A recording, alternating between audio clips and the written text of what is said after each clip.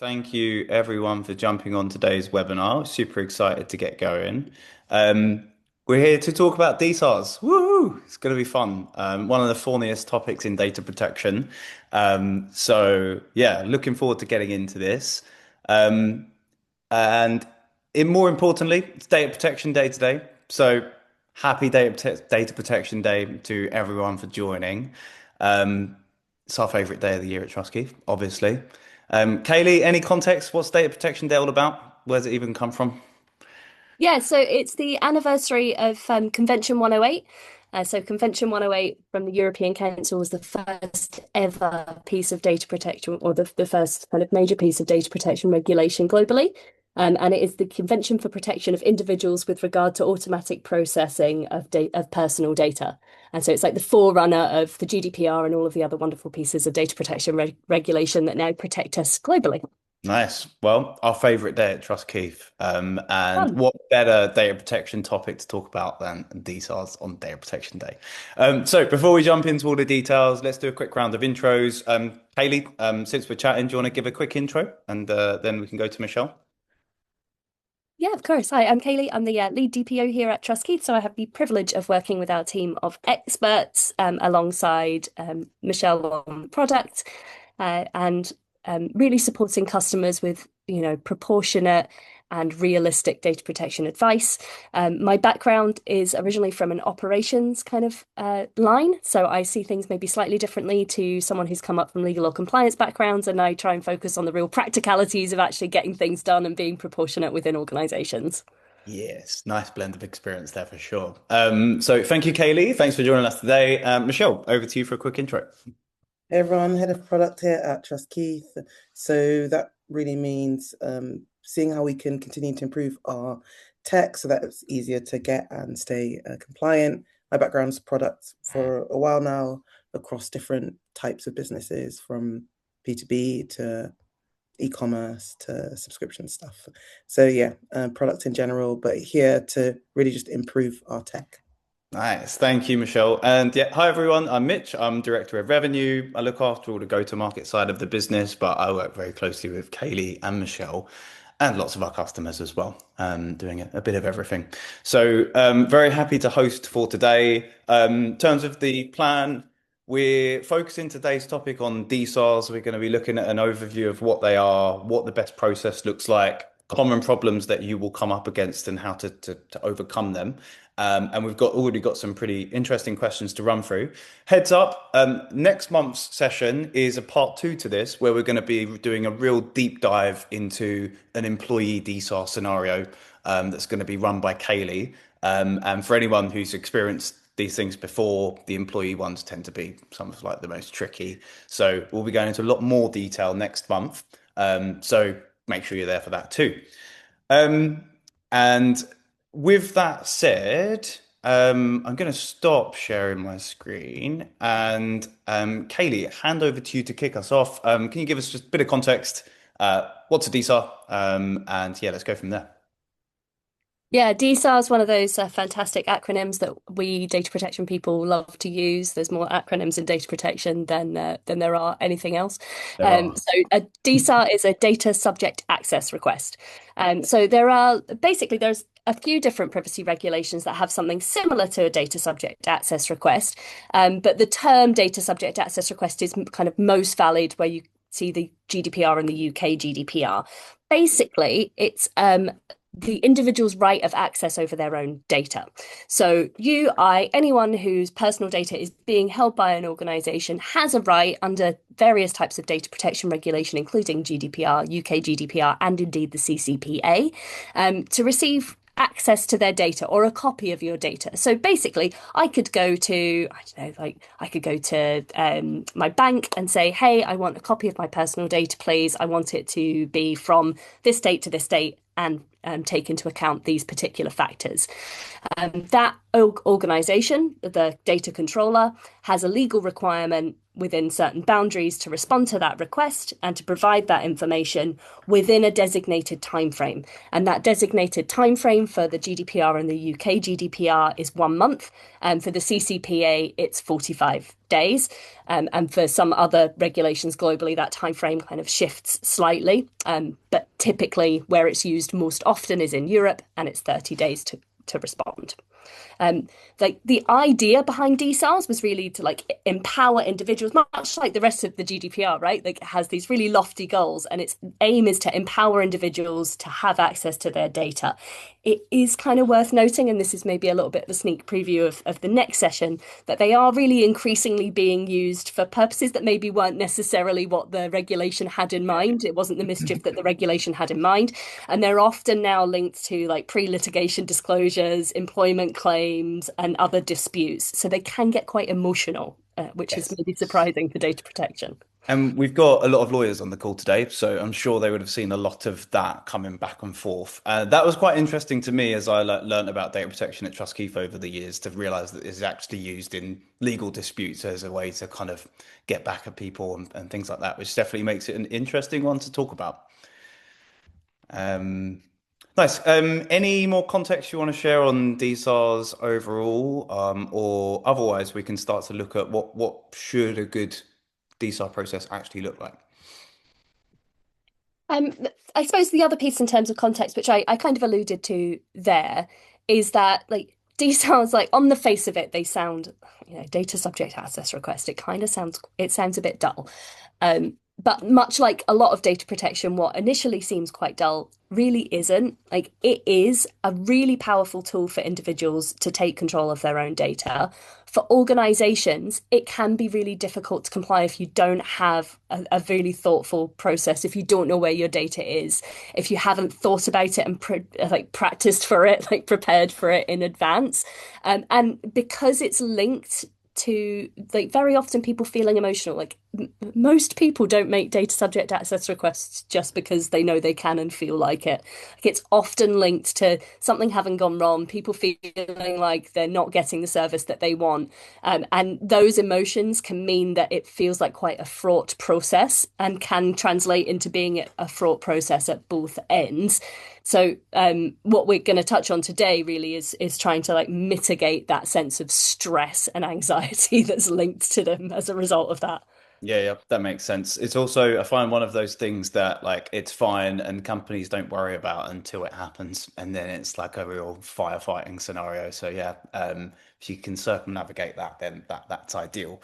Okay, so for everyone on the call, we've got a real mixture of companies in terms of maturity and different profiles on the call today. I think the most common one is probably in-house lawyers, general counsels, and DPOs. For everyone on the call, they've probably seen one or two of these before and kind of maybe scrambled their way through.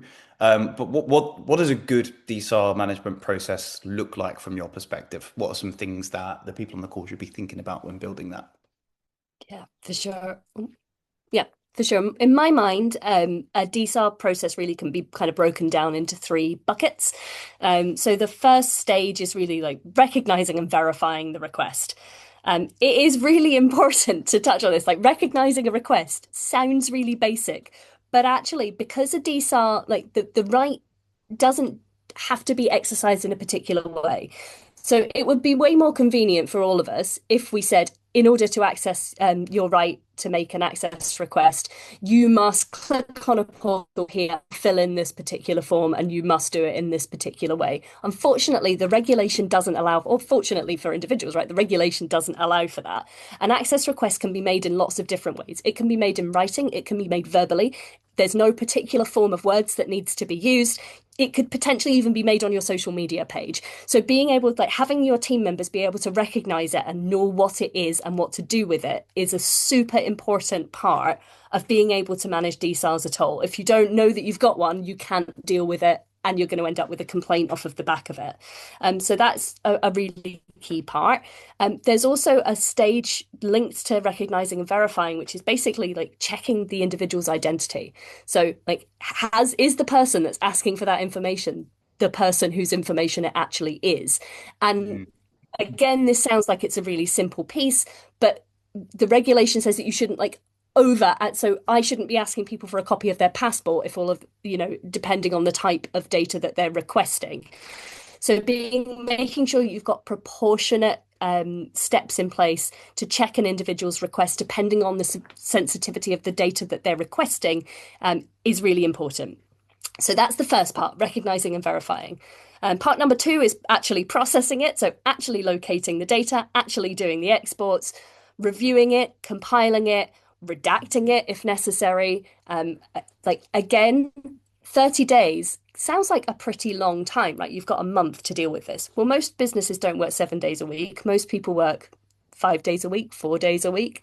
So actually you've got 20 days. You've spent a couple of days confirming that you know what it is and verifying it. And by the way, the clock starts ticking as soon as that request is made, not when the person who's actually dealing with it finds out about it. And then you've got to do all of those exports. You might have a lot of systems. You might have a lot of different places where data lives. That can take a long time. You've then got to check that no one else's personal information is being included, redact it, sense check it. So all of that process can take quite a long time. And it's important that it's done well. And then the final part, so part number 3, is actually resolving the request. Like, how are you going to send that information? What protections are you going to put in place to make sure that it's sent properly? What format is it going to be sent in? Like, how are you going to structure it? And making sure that the requester actually can read it and understand it. So yeah, 3 parts: recognizing and verifying, processing, resolving. And Kaylee, so I know today, obviously, we're predominantly focusing on what happens once the DSAR has been submitted, but there's a very important part before that, which relates to educating employees on what they should and shouldn't be putting into systems, which is often the thing that can trip people up. Just broadly, because you could probably do a whole webinar on this section itself, but like, what's your thinking around how to do that well? And mate, is there any more context you can share with the audience on why that's a particular issue when it comes to DSARs? Yeah, so the thing that I would recommend to everyone is make your employees very, very, very aware of the fact that DSARs exist, and they are not limited to things like name and email address.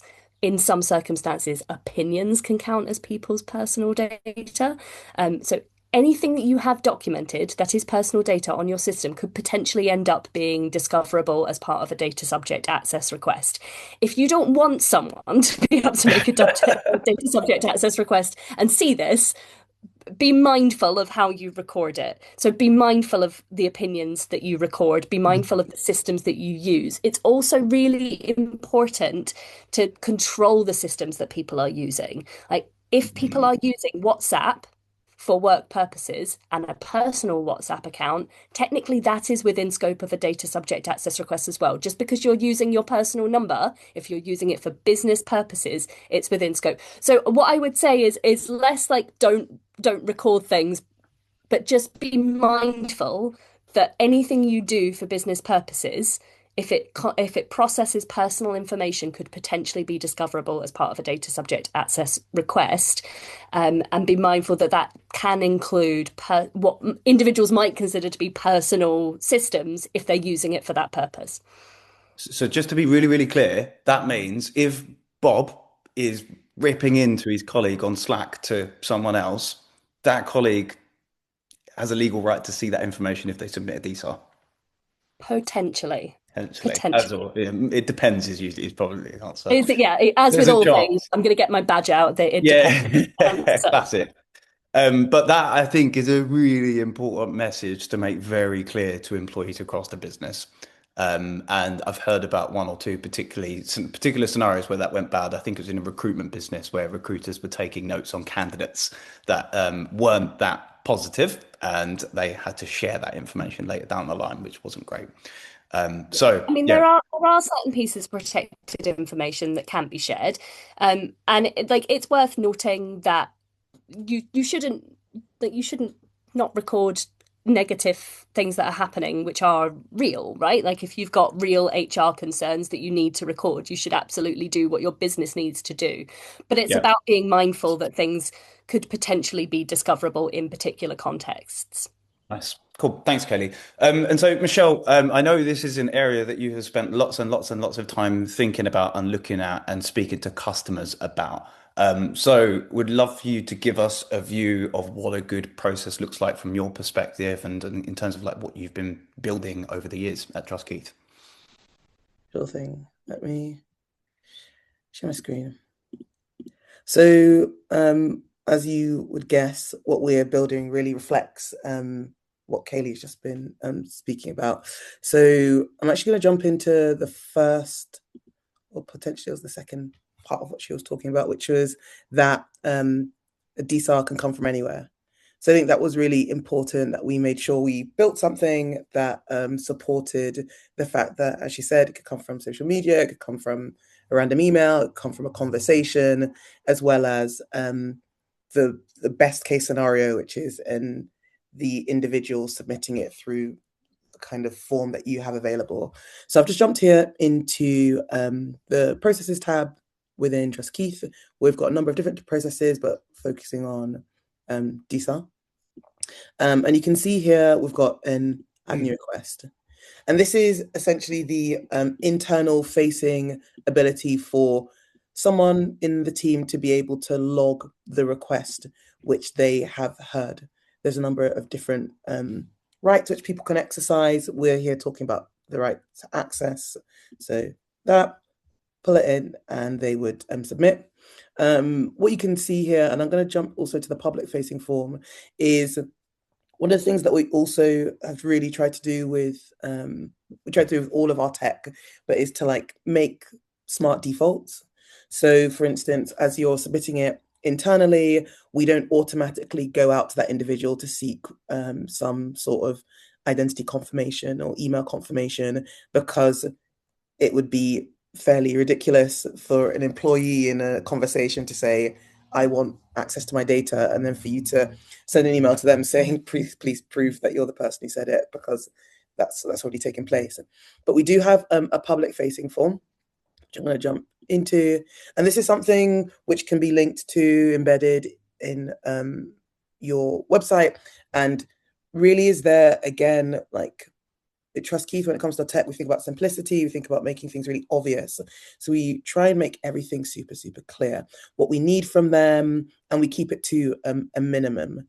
So this is what we give to our customers to be able to link to from their websites, but also, like I said, internally, they're able to use this form. And I'm going to jump into an existing, like a completed one, just so I can click through everything. And what we've done, and I'll talk through it in case it looks a little bit overwhelming, but we've really, really worked to try and make this as simple as possible so that it's easy to delegate. The thing that we found with data protection is that oftentimes it can really sit on the shoulders of like too much on one individual. But if you can make it simpler, more inviting, easier to engage with, it becomes just possible to delegate it to people across your organization without it feeling like a really massive lift. So the way that we've done that with the DSARs is through thinking really about 3 steps. And these are the 3 steps which Kaylee mentioned, which is like reviewing this request. Are we confident we're talking to the person who we believe we should be talking to? Are we confident we know what they're asking for? And then what we've done is, based on the type of request, we have a dynamic checklist, which basically asks you to work through a bunch of questions. And some of these things just have to be done by someone in your business because it requires accessing some information which is only available to people there. But we will make it clear, based on the information we have, whether we think you might want to go back and ask for clarification. If we see that the type of individual, whether it's employee, a contractor, an end user, is someone who should have data in loads of places, so maybe in like 30 systems across 10 different process activities, we'll flag that to you and say, based on the information that you've given us through using this product, we think this is the number of places you'll need to to look for their information. We also share with you what we believe those places are. And from that, you can say, oh, actually, this is quite a lot for us as a 10 person, or this is quite a lot for us as a 100 or 150 person company to manage over the 30 days. Can we go back and ask them to be more specific over their timeline? Can we be ask them to be more specific over the type of information which they're looking for? So all of that we make really clear, and this is dynamic based off of the request. And then the next step is around that processing it. So this is around the delegation of the activities. So it might be going in and pulling the data from different systems, could be the redaction of it. All of these, we have, again, dynamic suggested actions based off of our understanding of where your data lives. So you've checked that you know this person, who this person is, what they're asking for. You've got the actions, delegated actions around like the work that needs to be done to process the request. And then there's the resolution. And with the resolution, there we have a number of options, and we also, depending on, oh, this one's already done, so I can't click on anything. But depending on the options, we also offer a response template, which you can then use to talk to directly to the data subject. So this is a reflection of basically everything that Kaylee said, because of how it exists, we are auditing all of the activities. So if there is a case where a stakeholder wants to challenge or ask questions, or you feel like you need to prove, or even if you have delegated this activity out to other people, you want to audit those people against your expectations, you're able to do that with the tech. I'll jump back here. Nice, thanks, Michelle. Kaylee, as someone who has managed multiple DSARs for TrustKeith and prior to TrustKeith, any context on how this compares to what you've done before, and also any context on like common issues that you come up against? Yeah, so I mean, I cannot tell you how much I love this. And this is not me just saying it because I've been working with Michelle to get it out. I have in my previous life before TrustKeith dealt with really complex data subject access requests before, and it's a really manual process of going through a RUPA that's on a spreadsheet and trying to find out, okay, like where's this person's data going to live? I need to go and speak to HR and see what they're doing, and I need to speak to that person and see what they're doing. I've also managed it through other systems, OneTrust, that aren't very user intuitive. And this, like the idea that you can just flag and say, this is where the data should be, and here's the systems that should go and look at. Frankly, it's a breath of fresh air for me.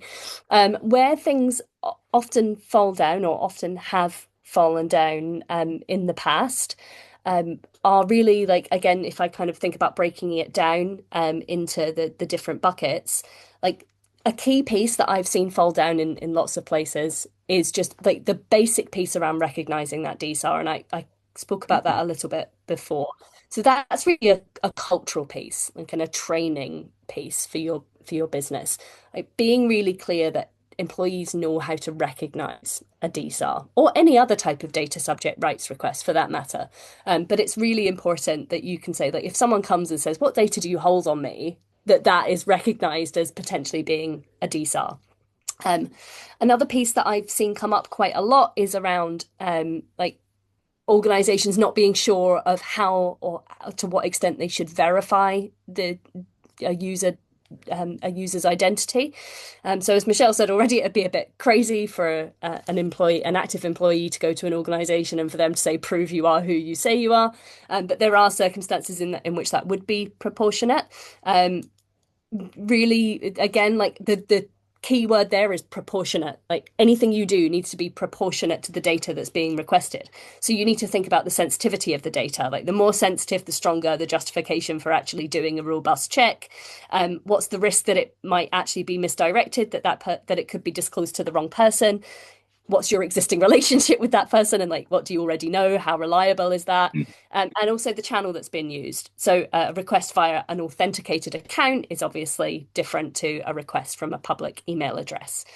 So all of those pieces, like and that piece in particular, like to what extent should we verify the identity, is an area where I've seen businesses fall down in the past. and find it really tricky. I can just jump in there before you move on, just to show some of how we support that in the product. So one of the things, like I said, this list is dynamic. It's based off of how what we understand where your data lives, what we understand of the request. So as Kaylee said there, like you might want to do different types of identity verification based off of the sensitivity essentially of the data which the data subject is engaging with. What we will do is we will say, based off of the type of person, data subject, are they an applicant? Are they an employee? Are they a contractor, end user, whatever they've said they are? And based off of the process activities we understand that you have and the data that you handle within that, are there any categories of sensitive data there? And if there are, we will flag that. And we'll say, like in this Mick Klopp example, that we have recognized that there are some like sensitive data which is recorded in the data register against this type of person. Like you need to consider whether there's additional verification. And I didn't mention it at the time, but what you can also do is, because as Trust Keith, we operate as a tech platform and also accompanied with an expert, you can also talk directly to your experts from within this DSAR if you have any questions around what would be maybe an appropriate form of like verification given the type of sensitive data. So I'll periodically jump in, Kaylee, with things. Sure. And quick question, like Michelle, in particular, when you would, because obviously you speak to lots of customers and people who manage DSARs when you're thinking about how to develop this stuff. My understanding is that when, like, a lot of this assumes or requires the individual to have like an up-to-date record of processing activities with accurate information, which isn't always the case. Is that fair? Is that what you found, or do you find anything different? Yeah, I think that's accurate. I think if you want to give someone access to all or a particular part of their data, you need to know where that lives. The way that we do that in data protection is through a ROPA within TrustKeith. We call this data register. This is why we try and be really careful and deliberate about what we are asking customers to do, and what we're flagging to them. It's always framed around, to the best of our knowledge, or here is the information we have. It's always very explicit. But again, because you have this expert partner within TrustKeith, there's always the potential to use that as your base and go beyond that. But this is why we encourage people to keep their data register up to date, and we have tools in place to support that. Yeah, that makes sense. Can I just jump in on that? And Go for it. sorry, I know that time is a factor, but No, that's fine. one of the things that you'll often hear data protection people talking about is a ROPA and like making sure your ROPA's up to date. And like, yes, absolutely, it is a requirement of data protection regulation that you have an accurate ROPA. Like, to what extent anyone ever actually comes and checks your homework and looks at your ROPA, well, like the risk of that is probably relatively low. But where there are real risks is you cannot have confidence in actually carrying out a data subject access request, which is a right of individuals under data protection regulation. It is very, very difficult for you to have confidence that you've done that properly if you don't have a ROPA that's accurate, or if you don't have some way of knowing where all of that data lives. And if you get a request and are then having to reverse engineer and work out where all of that data is, you've got a much higher risk that you're going to miss deadlines, or you're not going to be able to fulfill that request properly. So this is really where like that need and importance of having that accurate data register, accurate ROPA kicks in. It's not because a regulator's likely to come and check your homework, or that anyone is actually going to like ask you for a copy of it. Some people do, but it doesn't happen very often. It's more to support things like this. Yeah, I mean, regulator won't be checking it unless you really screw up, but Hopefully not. hopefully that's not the case. We have a quick question. So the question is, so when managing the portal and the request, does the customer, I assume like TrustKeith customer, have to keep coming to TrustKeith, or does the privacy team just take over once the request is received? I think, and Kaylee, I'll hand over to you for comment, but I think it's probably worth adding context that like some of our customers ask us to act as the DPO and kind of take on more of the heavy lifting, in which case, we'll be doing more of it. But there also will be some customers who just license software and operate it all themselves. So it really depends on the preference and the resource availability and the expertise of the team that's using TrustKeith. Kaylee, anything you would add to that? Yes. So absolutely on all of those points, we have some customers who love the platform and really want to go in and do things for themselves. And in those cases, they've always got the expert as backup and to like walk them through the process where necessary. And some customers who really don't want to be particularly interactive with the platform themselves want the expert to update the platform on their behalf, and really act as that solid like advice and guidance. The thing that I would be at pains to call out though is that yes, your expert can absolutely be like updating these various pieces in the platform to say, okay, this has been done and this has been done. What your expert would not be able to do for you, but can give you guidance on, is actually searching those systems on your behalf and extracting the data. So we would absolutely say, here are the things, like here are the actions that we need to do, and like let's get together and make sure that we're carrying those out, or you can log them in the platform yourself. But in terms of actually fulfilling the request and actually searching systems, that is something that still needs to sit with customers. Nice. Thanks, Kaylee. And we had one follow-up question, which kind of links into the Roper thing. So I'm going to answer it quickly. The question is what the onboarding process looks like. So generally, when we start working with a company, there are two, maybe three steps. One is a review of all current data protection policies and processes that the company has in place. And we review them against an audit framework that effectively uses like a scoring system. So you effectively get a data protection health score. And then step two is a data mapping exercise, which again, Michelle has very diligently built out features that makes that much simpler than what people may be used to. But that's really important because the data mapping allows us to get a clear picture of what data is being processed, where it's stored, and how it's being used, which effectively allows us to create an up-to-date ROPA or data register, we like to call it. And then typically at the end of the onboarding exercise, we then pull together in essence, a risk register that says, based on everything we've seen, here are the top priority risks and gaps in your business. And this is what we suggest you or we focus on in the coming quarter. And then that kind of goes into a cycle that you can either run yourself or your expert can run. But I've kept that very short. I'm happy to share more context after to the person that asked that. Anything else to add here, or should we go on? Because there are lots more issues that we and people face with DSARs that we have to talk about. Otherwise, Kaylee, I'll hand over to you to go on to our next one. Yeah, so when you kind of we've talked about part one, which is the identification verification. Part two is really around like processing the request. And there are lots of places where this can fall down. So like the first, and we've already spoken about this quite a bit, but I'm gonna like continue to jump on that train, is like being able to source the data and knowing which systems you need to go and look in. So like linking back to your ROPA, your data register, knowing where you hold data on individuals is really critical.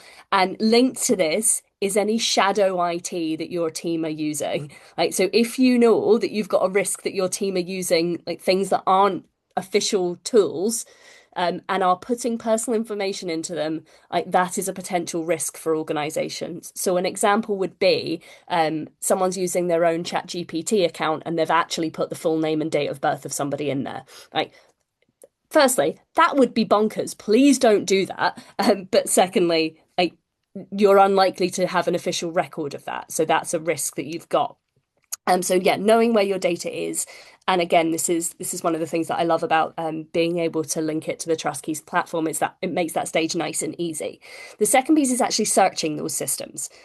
So can you centrally search systems? Do you have an IT team that can go and centrally run a search on your emails, can centrally run search other systems, or do you need individuals to log in and do an extract for you? If it's the latter, that is going to slow things down.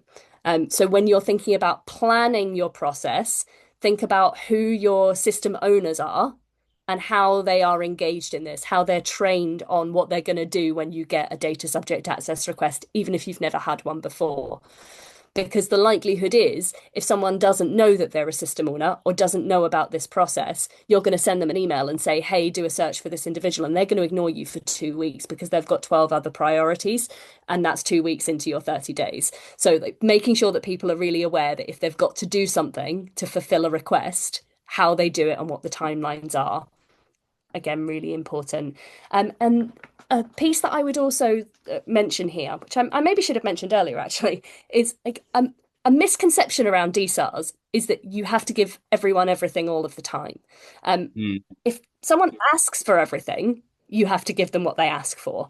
But very often, people want something specific. So if you get a request that says, what data do you hold on me? It's absolutely reasonable that you go back and try and define the parameters of that and say, do you have any dates in mind? Do you have any specific people in mind? Any processes in mind? And try and refine it. If they have been specific and said they want data between, I don't know, January and December 2024, that's all you need to give them. You don't need to give them everything from 2022 to 2026. They've given you specific parameters. Increasingly, you will be see a trend that I've seen at least is that there are requests that are linked to particular types of disputes, which are framed by legal teams and are very specific and very broad, in which case you do need to comply with all of that. There's also been a trend recently for requests to be generated by LLMs, so by ChatGPT and the like. And sometimes these are a bit crazy. They sound very legal and official, but they'll reference clauses of data protection regulations that either don't exist or are not applicable in those particular circumstances. So it's very worth being very thoughtful about checking your request and what it's actually asking for. Be proportionate. Don't extract things that you don't need to extract. Only give what they've asked for and what is required, review it carefully, disclose it safely. But don't overburden yourself with additional things that you don't need to do. Nice. I can Thanks. maybe jump in here and just speak to some of what Kaylee's mentioned there and the perspective or the way that we've tried to reflect that in the product. So actually just on the last bit, because I kind of only slightly touched on it, but this is one of the reasons why, and I'll just jump around a little bit, why within the form we do really try and push people to be specific with additional details.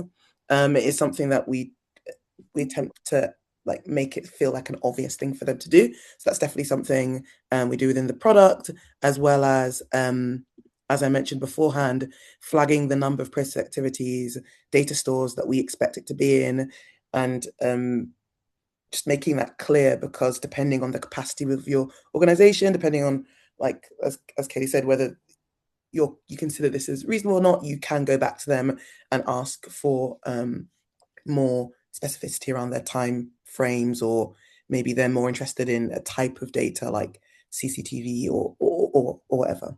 But to jump into the kind of main thrust of what she was talking about, this idea that it becomes easier to manage a DSAR if you've got a better clue about just where the data is. So what we do is we have a filtered view of your data register, which is process shows the activities you do around data, and then where that is stored. Let me go through. And as I mentioned before, we have suggested actions based off of that actual information. So you can see here, there's a bunch of suggested actions which are specific to systems. In this case, this is our test account. This hasn't been associated with anyone, but by default, it will associate with the system owners. So this is one place where, as you're working with TrustKeith on your data protection program, when you get to the part where you're looking at your the systems which store data, one of the activities that your expert will work with you on is around identifying who those system owners are. And so doing something in one place and treating risks and making yourself more assured in one place supports your ability to more effectively answer DSARs, because you will already know for SurveyMonkey, Typeform, DocuSign, who is the actual person who needs to be carrying out the activities. Kelly mentioned also there this idea of you send an email, no one hears anything, 2 weeks pass. So with this is all, these actions all form part of the inbuilt action management part of the product, where actions are created. There's really great visibility of that as the main contact around data protection. We have notifications that come from the product, which are based around these actions. And again, any back and forth and conversation is just logged. So when it comes to again, whether it's to marking your own homework, whether at some point a different stakeholder comes in and asks questions, you'll have information which shows like when certain activities were shared, when they were reminded, when they were carried out.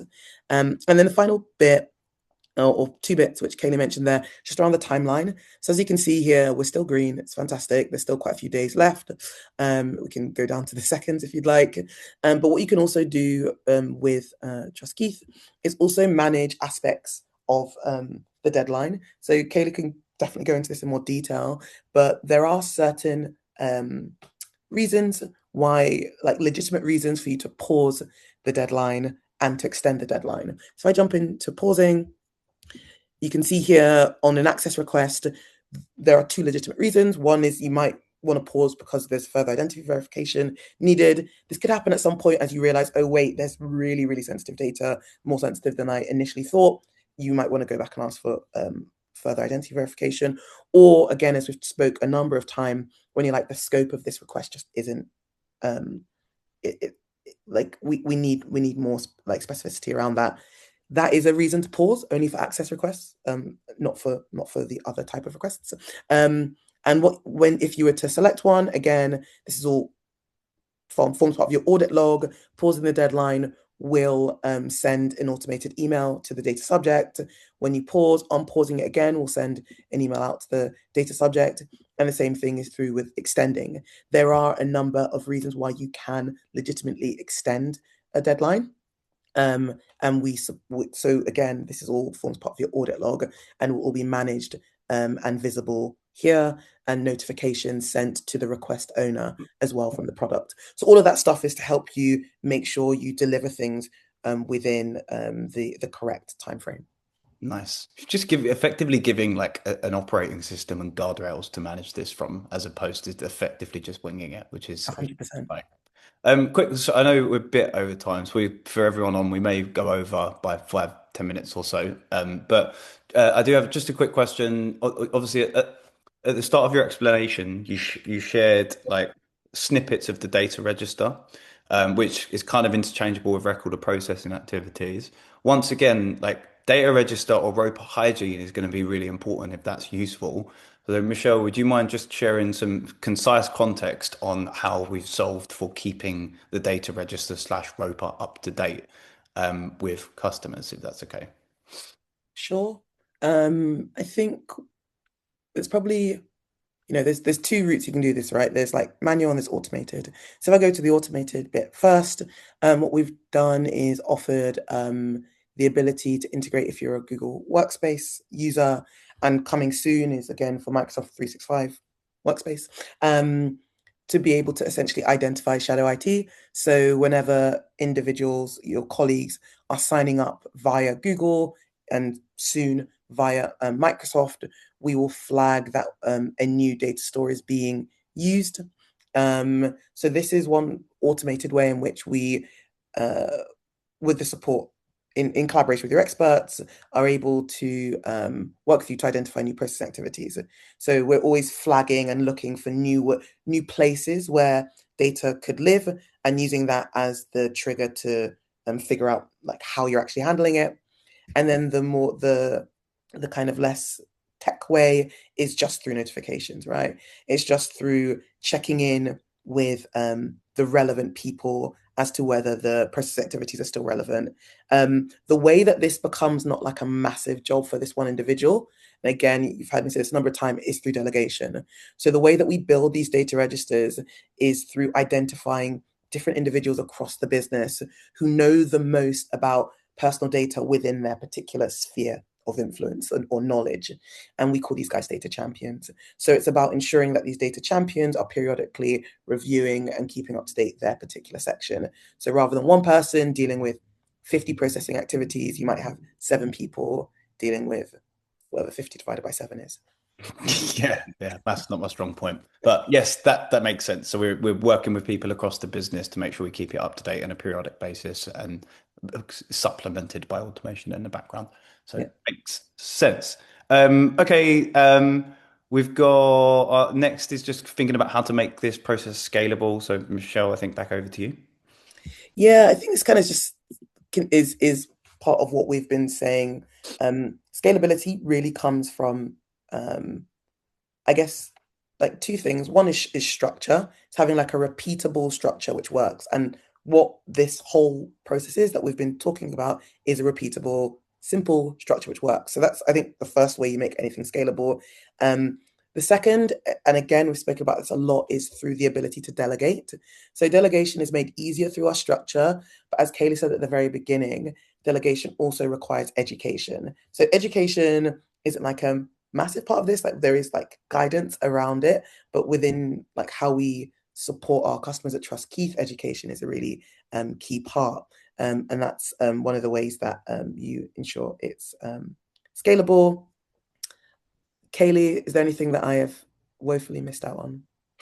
Nothing that you've awfully missed by any stretch, but I would maybe like just repeat something that I've already said, which is around considering your system owners and where that data lives. So like the Trust Key system is brilliant, but even if you don't use the Trust Key system, like whatever you do, make sure that people know that this is your process. Have a process. One, like have a process and make sure that anyone who might be involved in that process knows what it is and knows what they have to do. Like it is so often the case that you've got one person that kind of is the gatekeeper of lots of institutional knowledge, and like but saying go and ask Kaylee from ops because she knows everything unfortunately is not a scalable process. Like Kaylee could win the lottery, Kaylee could get hit by a bus, Kaylee could leave, like any of those things could happen and then your process falls down. So build it around systems and training and redundancies rather than around like so and so knows all the information, we'll just go and ask them. Nice. Thanks, Kaylee. We did have a couple of questions come in. So I'm gonna just go through some of those. I'll read them out. So first question was, what's your view on DSAR searches across AI tools? Brackets, customer-facing chatbots, Copilots, ChatGPT, and then do you include prompt response logs and system-generated summaries? And how do you define reasonable and proportionate in that context? Whew. Um, who wants to take that? That's probably a Like, Katie one, I think. I can take the first pass at it.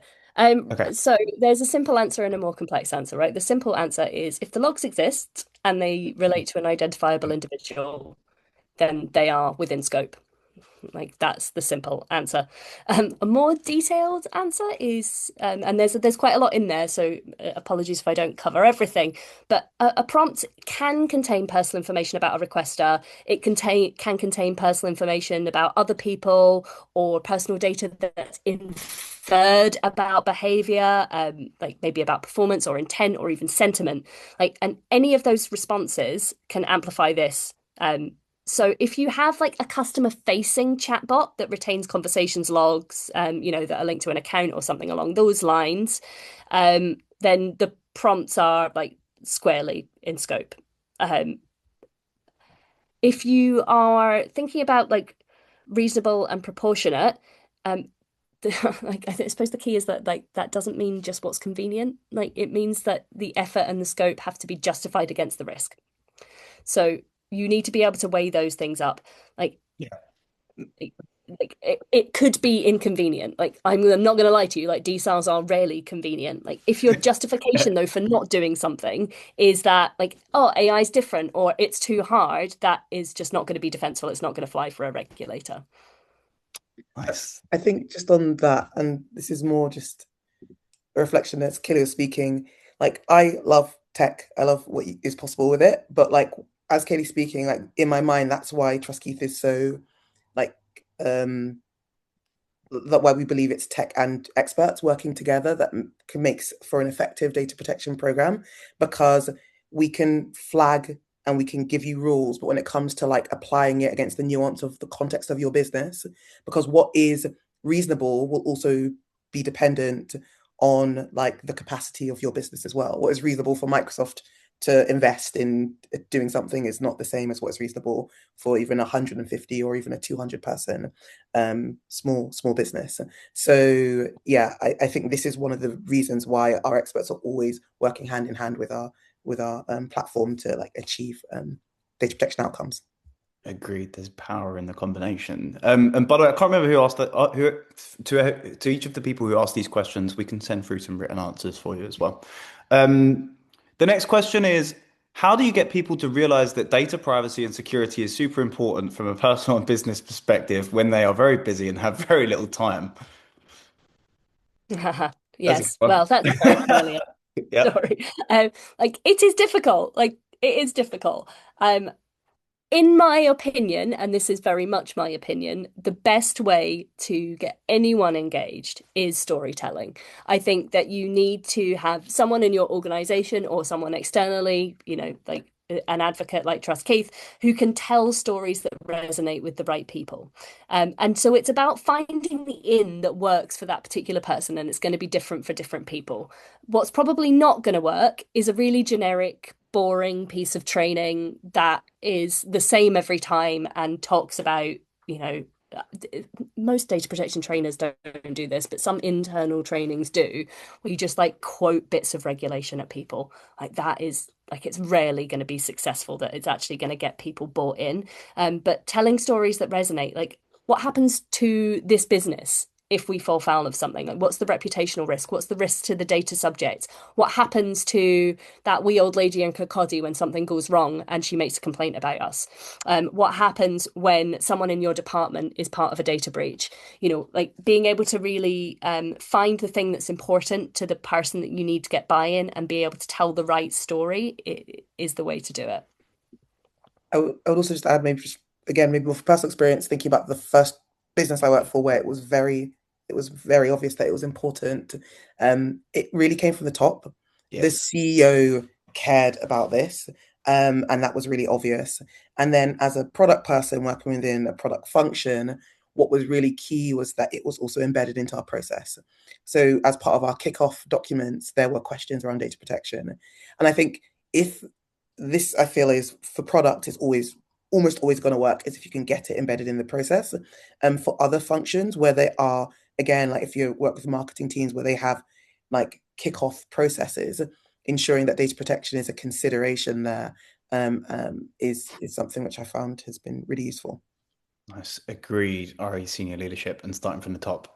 We have two more questions and then we'll wrap up. The next question is, problem I have found is that thankfully we're not given DSARs that frequently, but when it happens infrequently, it's such a huge resource of time. It's more of a statement than a question, I guess.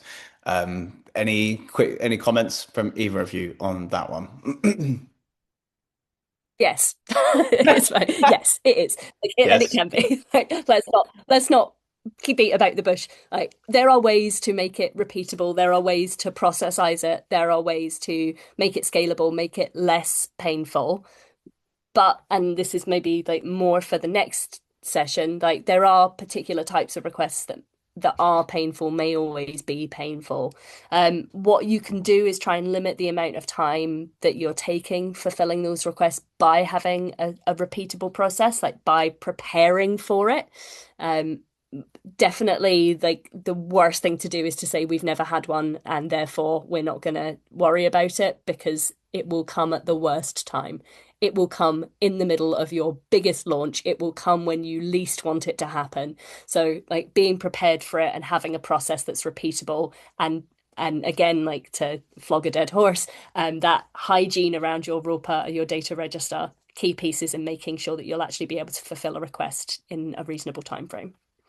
Nice, cool. We have a couple more live questions that have popped up. Size of our customers increasingly varied.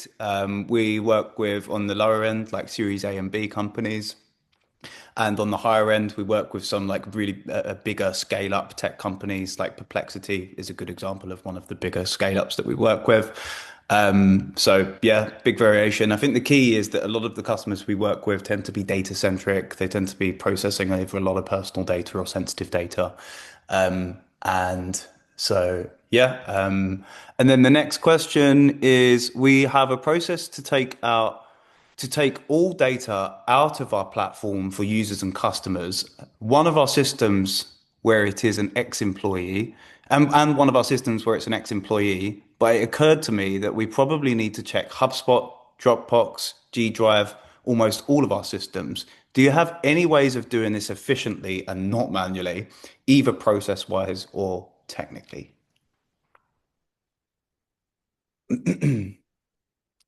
So I can really not answer this very well, I suppose. But like the answer is it will be different for every system and depending on every license that you've got. Some systems make it much easier for you than others. And in some instances, unfortunately, it is manual.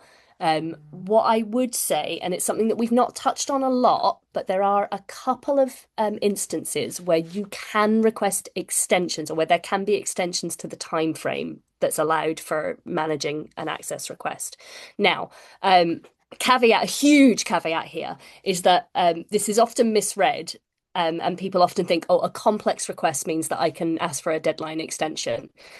Now, the rule does say it is complex request, but complex means something really specific, right? It doesn't just mean it's not complex because they're asking for lots of stuff because you should be able to fulfill it.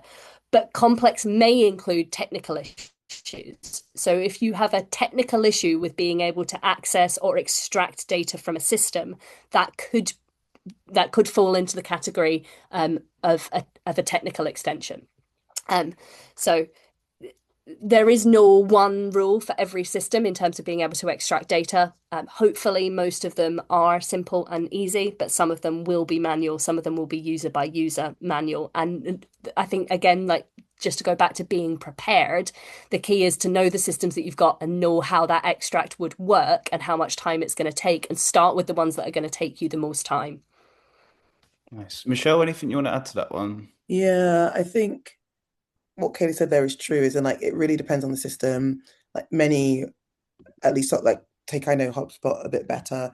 There's definitely like maps around what data exists there. I'm not quite sure about extraction and just like destroying the data there in great detail. But I think this for me is one place where adding data protection considerations to the process makes sense. So in the process of onboarding a new tool for a particular use, I think there should it's helpful to have a consideration at that point what it would look like to have to extract or access data or destroy data from that particular tool as part of normally sits within ops, that process of figuring out what new tool you're onboarding for particular use cases. So I think if you've had those conversations and considerations up front, then when you're in the position now where you want to expand maybe the scope of where you're getting the data from, it's easier to know what to do next. But yeah, sorry, I can't be more specific than that. No worries, that's fine. So I think that that's everything. And I'm conscious we've already gone over quite a bit. So there was one other question for everyone on here as well, actually. I've just realized, sorry, lots of questions. How do you manage customer requests to increase insurance values in contracts when they are likely to be based on fear of breach in general? Um, I can touch on this. It will probably be quite brief. yeah. It's like not a DSAR question, but like a broader data protection question. So like there are probably three things that I would recommend that you do. The first is to actually understand like what the concern really is. Like what is the customer's concern, and why? Like why do they have that concern? Taking out a higher insurance is not necessarily the same as reducing the risk that there's going to be a breach. So, like, what is their actual concern? Internally, what's your risk-based analysis? And then, like, where do you get to on those two things? Like, maybe there is a reasonable argument for an increased insurance value. Maybe there's not, but like, you should absolutely document what the agreed position is and why you consider it to be proportionate once you've taken those two things into account. Nice. Thank you, Kaylee. And thank you, Michelle. Thank you everyone for joining. It's been a great session.